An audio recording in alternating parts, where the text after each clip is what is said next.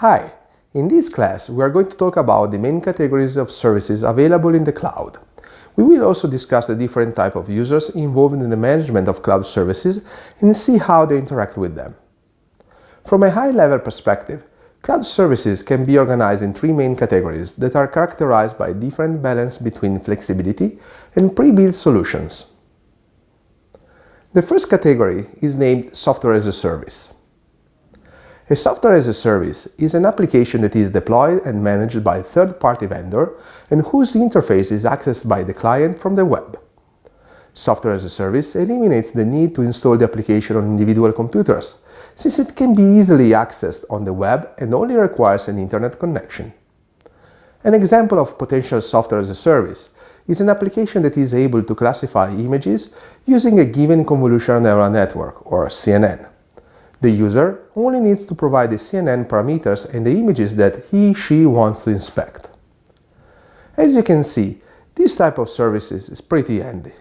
The users do not need to implement the code to perform inference on a convolutional neural network, nor they need to install any type of application on their computer. The user simply provides the needed input data and receives the desired output.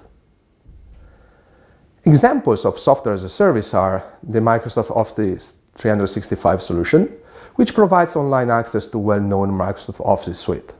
The Google apps such as Gmail, Google Calendar, and Google Docs. Salesforce cloud applications such as the Dex.com, which is a customer support product accessible through the web. The second category of cloud services is the Platform as a Service.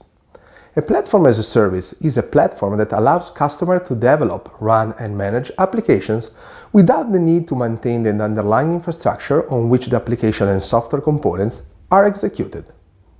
A platform as a service provides all the needed software components in order to develop custom applications, or to customize existing solutions while making the application deployment process and its testing easy and cost-effective. Compared to a software as a service, a platform as a service provides more flexibility, since it allows to develop custom applications. Nevertheless, customers are in charge of managing the application from the development process to its final deployment in production. As an example of platform as a service, we can consider a Spark cluster, which is a platform for development of large-scale data processing applications deployed in the cloud within Docker containers. Apart from the platform core, the service provider usually simplifies the integration of additional software components. In this example, the customer deployed Caffe, which is a framework for deep learning on top of Spark. Once the platform is configured, the customer can then deploy and test their own application, which, as an example, can be a custom system for the classification of images based on a convolutional neural network. Other examples of platform as a service are Heroku Cloud Service, such as Kafka on Heroku for streaming applications, Google App Engine, which simplifies the development of applications on a variety of languages and frameworks, Amazon Web Services, such as the Amazon's Relational Database Service, Nirvana Cloud Platform for the deployment of deep learning tools.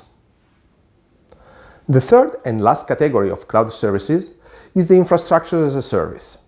An infrastructure as a service is a remote infrastructure consisting of compute, storage, and network resources that can be fully managed by the customer, who is able to deploy and run arbitrary software, including operating systems and applications.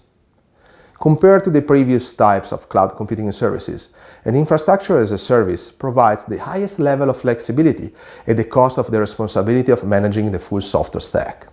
Indeed, the customers are allowed to scale compute and storage nodes according to their needs and to provision the nodes with the needed software in order to support the execution of their applications.